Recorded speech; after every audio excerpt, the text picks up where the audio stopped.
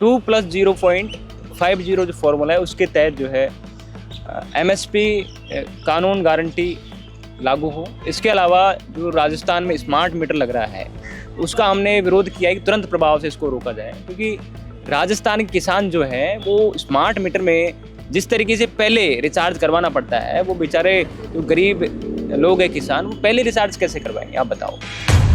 अस्पताल और स्कूलों की हालात जो है बिल्कुल ख़राब है। अभी झालावाड़ का कांड हुआ था, उसमें भी जो है आदिवासी लोगों को न्याय नहीं मिला। अभी बाढ़ आई, सवाई माधोपुर के अंदर बाढ़ आई, सवाई माधोपुर पूरे राजस्थान में बाढ़ आई। जो हमारे आपदा मंत्री जी हैं वो सिर्फ रीलों में दिखे, वो भी सवाई माधोपुर में ही दिखे। आप मुझे बताइए कि वो राजस्थान के आपदा मंत्री हैं या सवाई माधोपुर के मंत्री हैं? किसान बेचारे इतने शोषित है, पीड़ित है, गाँव से आने के लिए किराया नहीं है। वो लोग यहाँ पे किराया दे करके बस से कोई किस तरीके से आकर के यहाँ पे बैठे हैं और अपनी मांगे उठा रहे हैं। फिर भी जो है मुख्यमंत्री साहब हमारी अगर नहीं सुन रहे हैं तो वो तो उनकी गलती है। जब हमारे किसान की बात नहीं मानी जाएगी तो हम सिविल लाइन्स के अंदर घुस जाएंगे, हमारी भैंसों को ले जाएंगे, हमारी बकरियां है, ट्रैक्टर ट्रॉली, सबको हम सिविल लाइन के अंदर घुसा देंगे। किसान से बड़ा ना तो कोई मुख्यमंत्री है ना कोई प्रधानमंत्री है। किसानों के हित में सोचना पड़ेगा सबसे ज़्यादा। बस हिंदू मुस्लिम करते रहते हैं, न किसानों की बात करते हैं, न मुद्दों की बात करते हैं, न शिक्षा की बात करते हैं। रोजगार शिक्षा की कोई बात नहीं कर रहा। सरकार अपना काम करती है, बस वोट लेने के लिए, बटोरने के लिए करती है और कुछ नहीं है।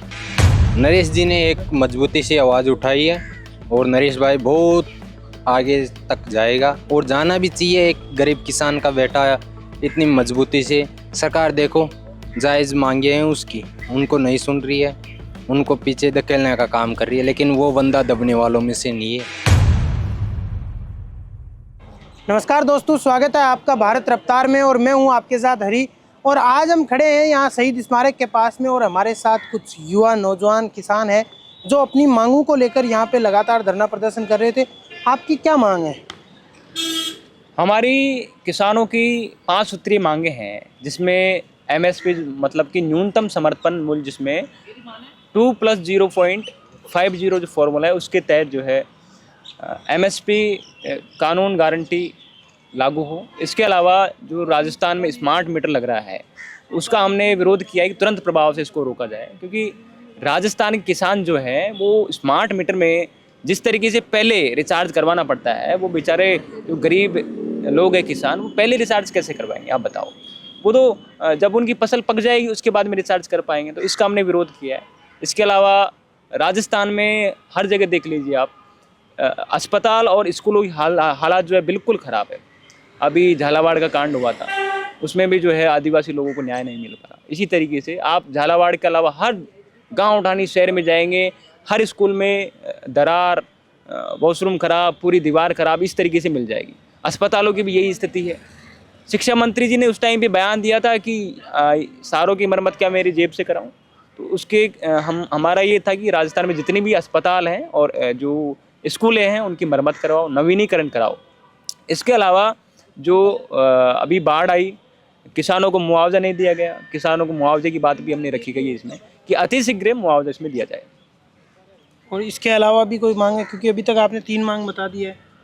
जी, इसके अलावा स्मार्ट मीटर हो गया और जो है MSP हो गया, और एक मांग और है जो कि राजस्थान में बहुत ज़्यादा कालाबाजारी हो रही है। DAP और इसकी यूरिया की जो नियत दर है उससे डबल ट्रिपल के लगभग जो है रेट ली जा रही है। अभी बाढ़ आई, सवाई माधोपुर के अंदर बाढ़ आई, सवाई माधोपुर पूरे राजस्थान में बाढ़ आई। जो हमारे आपदा मंत्री जी हैं वो सिर्फ रीलों में दिखे, वो भी सवाई माधोपुर में ही दिखे। आप मुझे बताइए कि वो राजस्थान के आपदा मंत्री हैं या सवाई माधोपुर के मंत्री हैं? वो सिर्फ सवाई माधोपुर में ही काम किया है। दौसा जिले की बात कर लो, दौसा में भी खूब बाढ़ आई है, वहाँ पे भी किसान त्रस्त है, परेशान है। हालत देखो सर। तो ये इनकी 5 सूत्री मांगे। आपको एक और बात बता दूं, मैं कर्ज माफ़ी की मांग की भी बात कही थी आपने और मुआवजे की बात कही थी। तो राहुल गांधी है वो 2018 में आए थे यहाँ पे राजस्थान में, तब उन्होंने कहा कि आप 10 तक गिनो, मैं कर्ज माफ़ करवा दूंगा।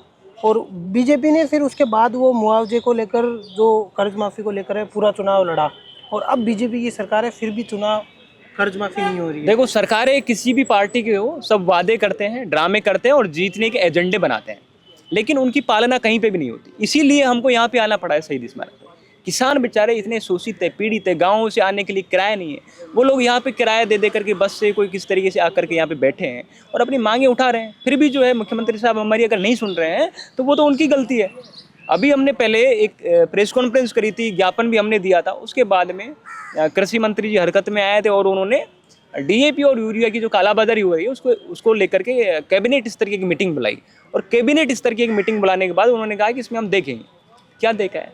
आज आप यहाँ पे शहीद स्मारक पे कब से बैठे हो आप शहीद स्मारक पे? और जी, हम किसानों की 5 सूत्री मांगों को लेकर के आज सुबह 11 बजे से धरने पर हैं।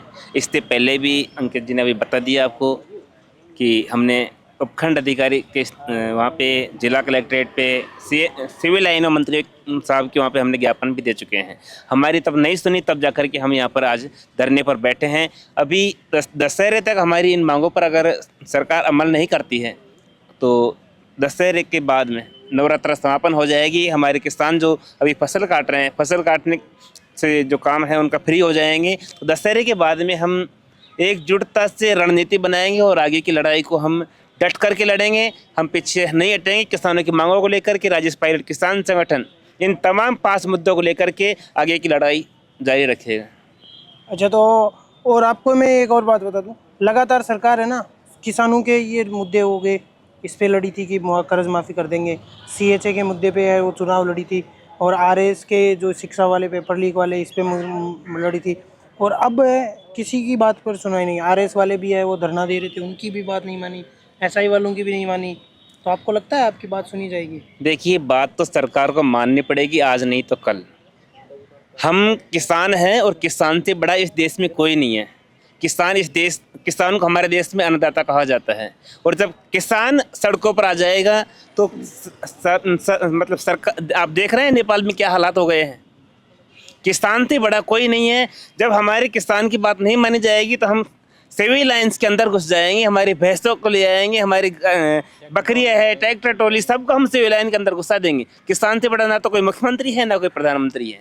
और हम हमारी बातों को शांतिपूर्वक तरीके से मनवाना चाहते हैं, ना कि अहिंसात्मक तरीके से। अगर सरकार हमारी बातों को नहीं मानती है तो हम मतलब अहिंसा का रास्ता छोड़ करके सिविल लाइन में घुस करके और उनके विरोध करेंगे। वहाँ पर बैठ करके किसानों, जो पूरे प्रदेश भर के किसान हैं, सिविल लाइन में घुस जाएंगे। किसानों की बात आई तो आपको याद होगा बलवान पूनिया है, वो ज्ञापन देने गए थे, वीडियो काफ़ी वायरल हो रहा है। बोले साहब ये हम सिर्फ ज्ञापन देने नहीं आए, जूत भी बाजेंगे, ऐसा कुछ भी कहा था उन्होंने। देखिए, तो किसानों का ये उग्र है वो प्रदर्शन भी रहता है। देखिए, हम उग्र रूप लेना तो हमारा स्वभाव है नहीं, लेकिन सरकार फिर भी सरकार हमारी बातों को अगर नज़रअंदाज करते रहेगी तो हम कहाँ तक सहन करेंगे भाई। जब सरकार हमारी बातों को नज़रअंदाज करेगी तो वो बात का रास्ता है, हम क्या करेंगे क्या नहीं करेंगे अभी हम उसके बारे में कुछ नहीं कर सकते। हाँ, ये है, सरकार के सामने किसान ना झुकेगा। किसान अपने इतनी ताकत रखता है, हर किसान को झुकाना भी जानता है। तो अभी ये भाई साहब बता रहे थे कि सरकार के पास गए, हमने ज्ञापन भी दिया 2-3 जगह। ज्ञापन देने के बाद उनका कोई रिप्लाई आया वापस? रिप्लाई तभी अभी हमारे लिए बोले 5-7 दिन रुको, हर प्रशासन के बारे में सूचना देंगे। इसी जो आपने 5 मांगे रखी है उस हर डिपार्टमेंट में आपकी समस्या लिए अवगत कराएंगे। उसके बाद आपको बता देंगे क्या होगा क्या नहीं होगा। उसके बाद भी हम भी बोले सर हमारे को जैसे आप बताएंगे वो कुछ होगा या नहीं होगा तो प्रदर्शन करेंगे, विरोध करेंगे सरकार के खिलाफ। कृषि कार्य से जुड़े हुए मंत्री है किरोड़ी लाल मीणा, आप उनके पास भी गए या उनके कार्यालय, उनके आवास पे? किरोड़ी लाल मीणा जी गए थे हमने, तो बोला इसकी समस्या 100% आपकी सुनी जाएगी, आपको लेटर दिया जाएगा, इसकी क्या हुआ क्या नहीं हुआ। आप अभी तक उसको कुछ लेटर आया ना और कुछ समस्या हल नहीं है। आपको ये बताना चाहता हूँ ये सरकार ऐसी हालात है जो इससे सीवर चला रखे हैं गाँव में। सीवर में न SDM बैठता है न तहसीलदार बैठते हैं, बाबू या जैन लैंडमैन बैठते हैं, इसके अलावा कोई नहीं बैठता। इस सरकार में कोई सुनने वाला नहीं है। मंत्री के पास जाए तो मंत्री को सुनने वाला नहीं है, CM के पास जाते हैं CM बोलता है दिल्ली से चिट्ठी आएगी जिसकी सुना होगी। इस सरकार में मेरे को ये महसूस हो रहा है इस सरकार चल रही किसके पीछे है। जनता दुख सुख सुनने वाला कोई नहीं है। आज हर आदमी दुखी हो रहा है, किसके पास जाएँ? IAS कहते हैं हमारी मंत्री नहीं सुनते, मंत्री कहते हैं हमारी नहीं सुनती, तो सुनता कौन है आगे? ये ऐसे हालात है। मैं आपसे मीडिया के माध्यम से ये बताना चाहता हूँ, लोगों की ऐसी हालात है, भूख मरे हर गाँव में, कोई खाने पीने के लोग नहीं मिल रहे। बरसात के हालात ऐसे जो लोग घर खत्म हो गए, बच्चे पढ़ नहीं पा रहे स्कूलों में, कुछ सुनने वाला नहीं, उनके हालात है सरकार में से। मीडिया के माध्यम से ये बताना चाहता हूँ, सरकार को ये बताओ, इस जनता के हालात बहुत भयंकर, हालत ख़राब हो रही है। मैं ये आपको ये अवगत करना चाहता हूँ। क्या नाम है और कहाँ से आए हो आप? मैं जिला अध्यक्ष सवाई माधोपुर से हूँ।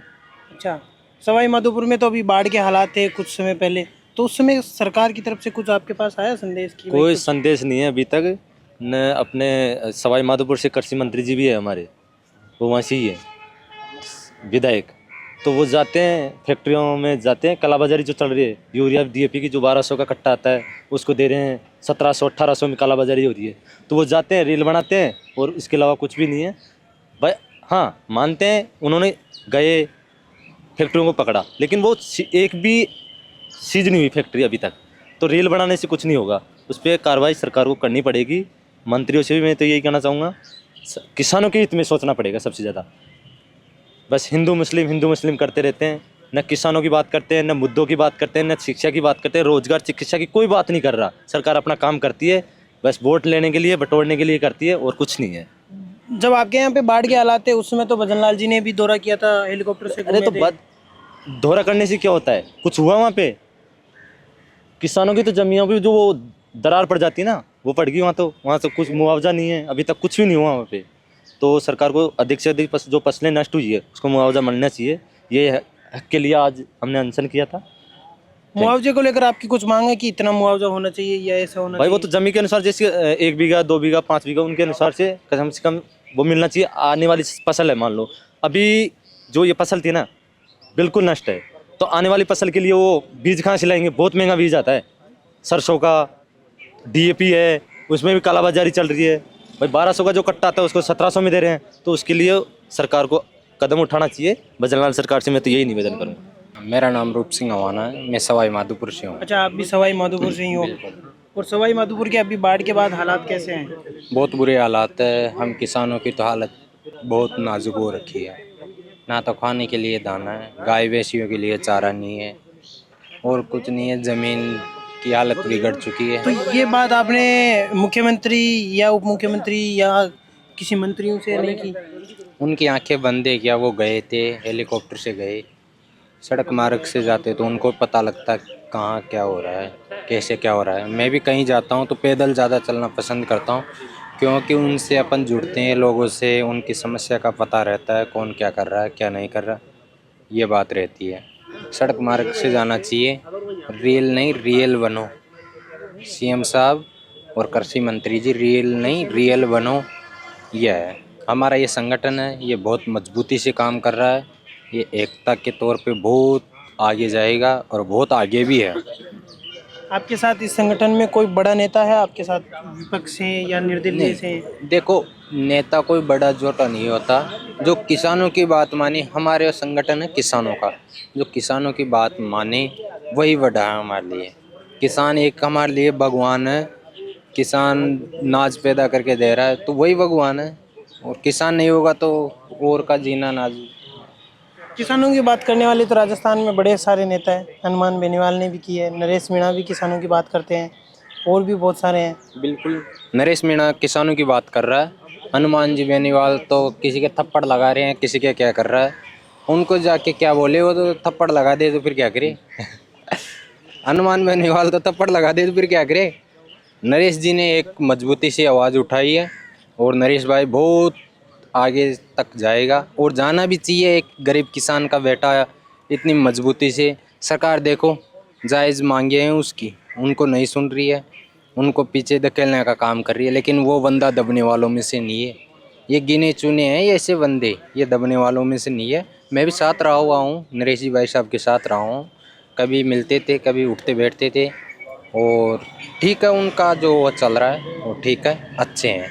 बहुत से लोग सोचते हैं ये राजनीति कर रहा है, लेकिन चलो ठीक है वो राजनीति कर रहा है, लेकिन हर कोई में वो नहीं होती राजनीति करने की भी कला मान लो या कुछ भी मानो। नरेश भाई बहुत अच्छा आदमी है और बहुत आगे जाने से